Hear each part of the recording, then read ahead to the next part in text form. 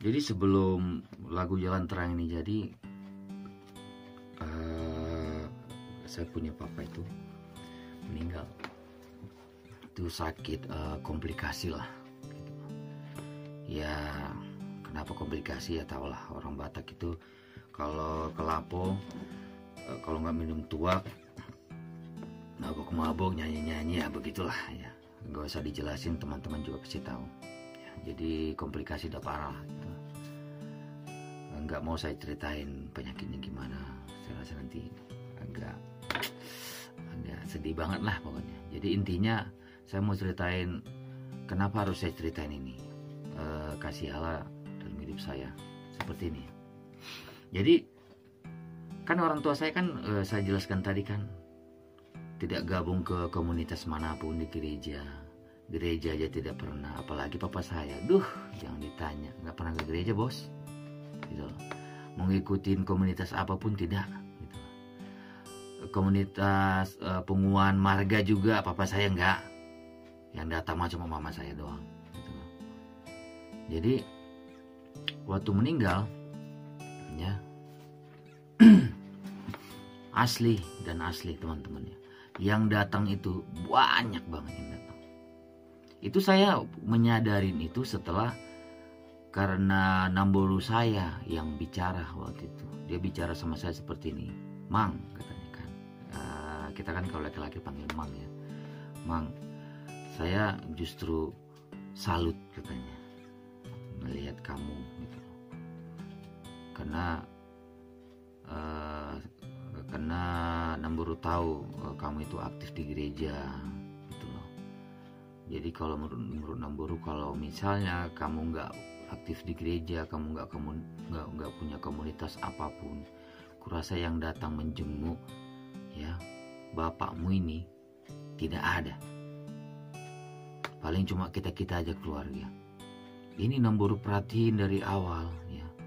Itu yang datang itu Namboru nggak kenal sama sekali, tapi kenalnya sama kamu. Makanya Namboru bilang salut banget lah, berkatmu papa ini ya, bapakmu ini nggak jadi malu-maluin katanya gitu. Itu saya kalau nggak dikasih tahu itu saya nggak nyadar loh, kuasa Tuhan itu luar biasa gitu. Ya, jadi kan saya kan aktivis gereja ya, bisa dikatakan gitu lah. Jadi beberapa paroki ya banyak lah yang kenal saya gitu kan. Jadi pada datang rame gitu, datang dari gereja itu ada kumpulan hina-hina itu kenal banget sama saya kan. Dari Mudika juga, dari paroki lain juga datang ya. Terus dari saya punya organisasi PKS juga datang, Paskibraka juga datang gitu loh. Ya.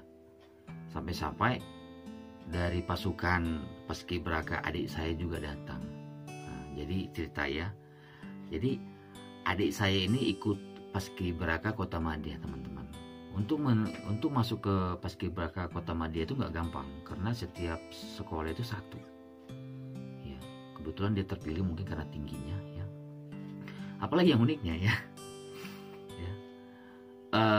Yang ngajarin Paskibraka di Kotamadya itu junior saya di PKS, sama kakak senior saya juga gitu. Tapi yang jelasnya junior saya yang ngajarin itu. Ya waktu itu saya pokoknya gitulah. Waktu itu saya waktu kelas 2, junior saya kelas 1 kan, atau begitulah, saya lupa juga ya, pokoknya gitu. Jadi saya nggak sengaja ke Kotamadya melihat mereka latihan. Terus saya lihat junior saya ngajari, saya panggil junior saya sini. Ya kak, ada apa? Yang itu tahu nggak itu?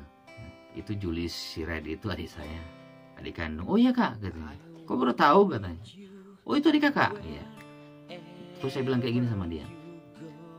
Tapi jangan kamu pikir gara-gara itu adikku kamu jadi lembek sama dia. Enggak, jangan kayak gitu, saya bilang.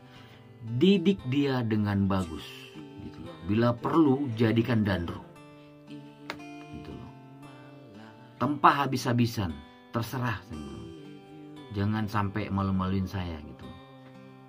Karena jujur ya, saya kalau di PKS itu saya juara 1 ya.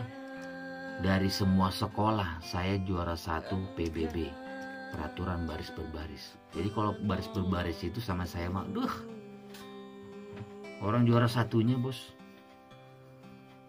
kentang lah sama saya mah gitu.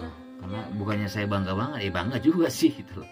Tapi itu kenyataannya, karena kita waktu itu ada, jadi semua sekolah PKS itu kita ada kayak kompetisi gitulah, peraturan baris berbaris. Saya juara 1-nya gitu. Saya bangga dengan itu gitu loh. Jadi saya suruh adik junior saya ini mendidik, akhirnya dia jadilah gitu.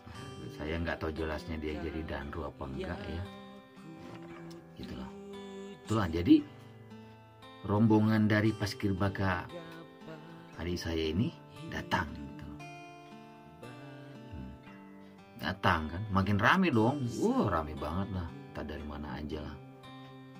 Dari sekolah juga datang, ya, guru-guru apa gitu, luar biasa lah. Jadi menurut saya itulah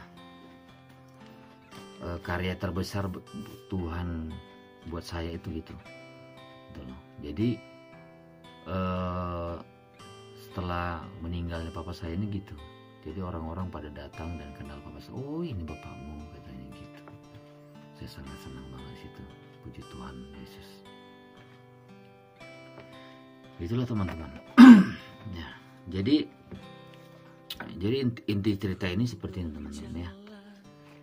Jadi saya tidak suka dan saya tidak setuju dengan ada orang bilang buah jatuh tidak bakalan jauh dari pohonnya. Saya tidak setuju dengan ungkapan itu. Kenapa? Karena saya lain. Saya di luar dari itu. Karena yang bawa penyelamatan di keluarga saya itu melalui saya. Ya, jadi Tuhan memakai saya untuk menyelamatkan keluarga saya. Ya. Jadi saya dulu yang gabung ke Mudika, saya aktif, terus adik saya langsung ikut karena melihat saya kan, ikut dia ke Mudika juga gitu kan, berkarya juga di Mudika gitu kan. Jadi kalau kita ada acara misa gitu, kita bawain lagu, dia juga main gitar ya, saya juga main gitar, kita bernyanyi bersama gitu. Puji Tuhan lah.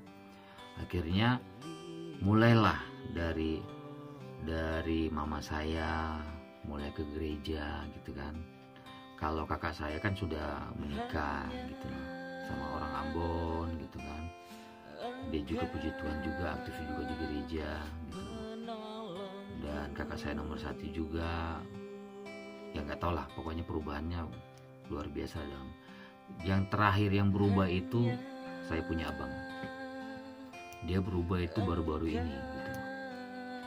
Saya lupa 5 tahun yang lalu mungkin waktu dia menikah. Ya, karena dalam doa saya seperti ini, semoga dia berubah, menemukan jodoh yang seiman. Puji Tuhan ya, kakak ipar saya itu ternyata kenal sama saya, karena lebih muda dari saya sih gitu. Dan karena kenal sama saya karena saya aktif di gereja kan, kenal gitu kan. Dan ternyata dia juga aktif di gereja dan saya tidak begitu kenal gitu kan, karena waktu itu kan umur saya sama dia kan jauh gitu kan. Dan kebetulan kakak ipar saya kenal sama saya. Ih, Bang Coki gitu kan. Iya kenal sama saya. Iya, pada cerita lah kan. Oh iyanya saya nggak begitu kenal, saya bilang gitulah intinya ya.